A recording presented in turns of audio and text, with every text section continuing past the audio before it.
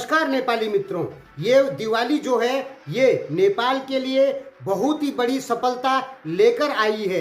क्या लेकर आई है आगे जानिए। सबसे पहले आप सभी को दिवाली की शुभकामनाएं और इस दिवाली को बहुत ही अच्छे से मनाइए, क्योंकि इस बार आपका देश बहुत बड़ी सफलता लेकर आया है, जो कि इतिहास में आज तक कभी नहीं हुआ है। तो हुआ क्या दोस्तों कि नेपाल ने इस बार पिछले 2.5 महीने में भारत को 65 अरब रुपए का सामान बेचा है।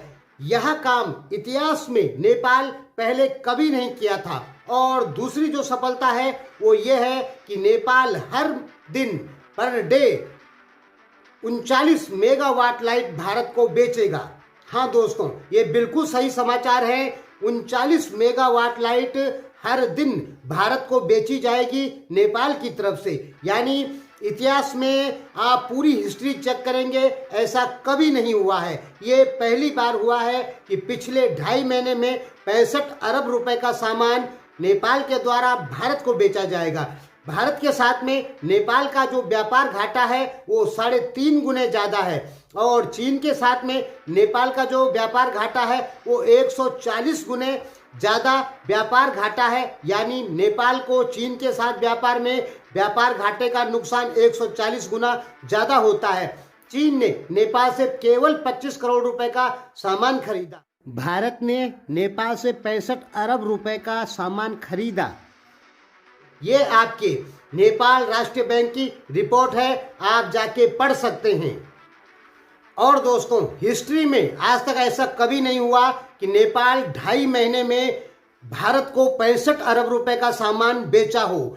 नेपाल के विश्लेषकों का दावा है यदि ये रफ्तार लगातार बरकरार रहती है तो नेपाल पर साल भारत को $4 बिलियन का सामान बेचेगा। हाँ दोस्तों, ये अपने में नेपाल के लिए एक बहुत बड़ी उपलब्धि है। यदि ये जो गति है भारत को सामान बेचने की, इस गति को नेपाल यदि बरकरार रख पाएगा तो $4 बिलियन का सामान भारत को प्रत्येक साल निर्यात करेगा नेपाल। हाँ दोस्तों, ये अपने में एक बहुत बड़ी बात है। $4 बिलियन का सामान दोस्तों, ऐसा ही हिस्ट्री में कभी नहीं हुआ। नेपाल मुश्किल से $1 बिलियन का ही सामान भारत को बेच पाता है, या $1.5 बिलियन का ही सामान भारत को हर साल बेच पाता है। यदि $4 बिलियन सामान बेचने में सफल हुआ तो सोच लीजिए आप कि यह इतिहास में सबसे बड़ी सफलता होगी नेपाल की। और दोस्तों, 39 मेगावाट लाइट आज तक नेपाल ने पर डे कभी भी भारत को नहीं दी है, लेकिन इस बार 39 मेगावाट लाइट भारत को बेची जाएगी। यानी अपने में ये इतिहास की सबसे बड़ी उपलब्धि है। आप लोग सोचते हैं दोस्तों कि K2 पे नेपाली लोग चढ़े, वो बहुत बड़ी उपलब्धि है। वो उपलब्धि है, बिल्कुल है, लेकिन ये जो 39 मेगावाट लाइट भारत को बेचना है ये उससे भी बहुत बड़ी उपलब्धि है। और ये जो नेपाल भारत के साथ में 65 अरब रुपए का निर्यात किया है 2.5 महीने में, ये भी अपने में बहुत बड़ी उपलब्धि है, क्योंकि इससे इनकम पर कैपिटा नेपाल की बढ़ती है और जीडीपी बढ़ती है, रोजगार की सृजना होती है नेपाल में। और दोस्तों, आपको एक चीज का ध्यान रखना होगा कि कुलमान घिसिंग 36 घंटे मेहनत कर रहे हैं, क्योंकि अपर तामाकोसी जो डैम है वहां की जो लोकल लेबर है उनका कहना है कि हमें अस्थायी सीट दो, यानी थाई करो, नहीं तो हम हड़ताल करेंगे। और दोस्तों, यदि हड़ताल हो गई तो नेपाल 39 मेगावाट लाइट जो भारत को बेचेगा उसमें सफल नहीं हो पाएगा। 39 मेगावाट पर डे, यानी ये एक कहीं साजिश भी हो सकती है, क्योंकि कम्युनिस्टों को बहुत बुरा लग रहा है कि नेपाल भारत के साथ में व्यापारिक संबंधों को मजबूत क्यों कर रहा है। नेपाल नहीं दोस्तों, देववा सरकार, कम्युनिस्टों को बहुत बुरा लग रहा है कि देववा सरकार क्यों भारत से व्यापार के संबंधों को बढ़ावा दे रही है।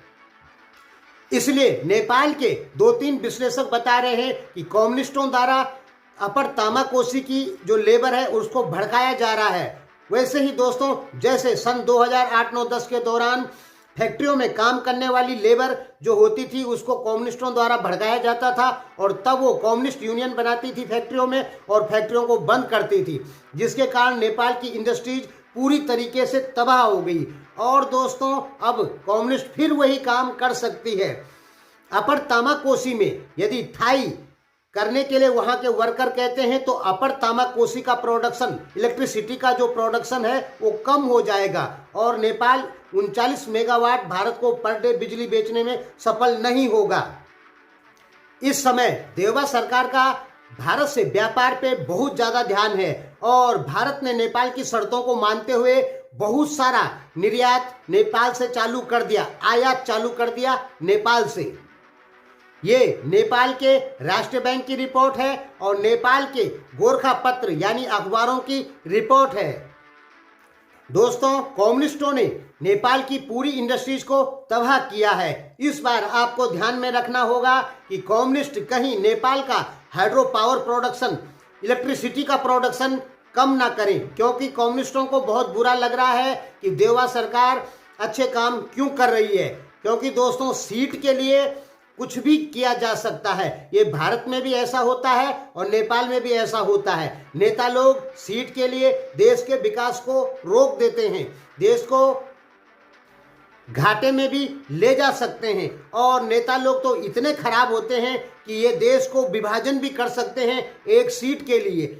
आपने देखा होगा कम्युनिस्टों ने कैसे आपकी इंडस्ट्रीज तबाह की थी और उसी प्रकार अब देवा सरकार हाइड्रो पावर प्रोजेक्ट जितने भी हैं नेपाल में उनमें इलेक्ट्रिसिटी का भारी उत्पादन कर रही है। इतना उत्पादन कभी नहीं हुआ था, क्योंकि जो कुछ भी प्रेशर था विदेशी इन हाइड्रो पावरों को चालू करने में वो सब देवा सरकार ने खत्म किया और इनको चालू किया ताकि जनता की नज़र में वाहवाही हो देवा सरकार की और दोबारा देवा प्रधानमंत्री बने जब इलेक्शन हो। इस पर कम्युनिस्टों का एक चीज और है, वो कह रहे हैं कि भारत को जो सामान दिया जा रहा है उसमें टैक्सों की बढ़ोतरी करे देवा सरकार। यानी कि कम्युनिस्ट लोग दोनों तरफ से एक तो आपका बिजली का उत्पादन रोकना चाहते हैं, दूसरा भारत को जो निर्यात किया जा रहा है उसमें कम्युनिस्ट लोग कह रहे हैं कि टैक्स बढ़ोतरी करो। और दोस्तों टैक्स बढ़ोतरी करने से नेपाल को कुछ फायदा तो होगा, लेकिन जब सामान महंगा होगा तो भारत तो सामान नहीं खरीदेगा। कम्युनिस्ट लोग देवा सरकार के ऊपर प्रेशर बना रहे हैं कि एक तो ये प्रेशर बना रहे हैं कि जो हाइड्रो पावर प्रोजेक्ट हैं वहां पर जो लोकल लेबर काम कर रही है उनको थाई किया जाए।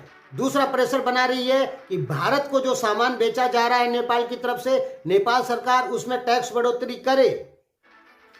और दोस्तों यदि ऐसा होता है तो आपका हाइड्रो पावर जो प्रोडक्शन हो रहा है इस समय बिजली का वो भी खत्म हो जाएगा और जो आप भारत को निर्यात करने में सफल हुए हैं इतिहास में इतना ज़्यादा पहली बार, वो भी खत्म हो जाएगा। यानी कम्युनिस्टों से सावधान रहें। ये जैसे इन्होंने पहले 2007, 8, 9, 10 के दौरान नेपाल की इंडस्ट्रीज को तबाह किया, अब नेपाल ने जो दोबारा मुकाम हासिल किया है उसको भी ये तबाह कर सकते हैं। धन्यवाद दोस्तों, और अच्छे से दिवाली मनाइए, बढ़िया से दिवाली मनाइए, क्योंकि ये साल नेपाल के लिए इतिहास का सबसे ज़्यादा सफल साल रहा व्यापार के क्षेत्र में। धन्यवाद।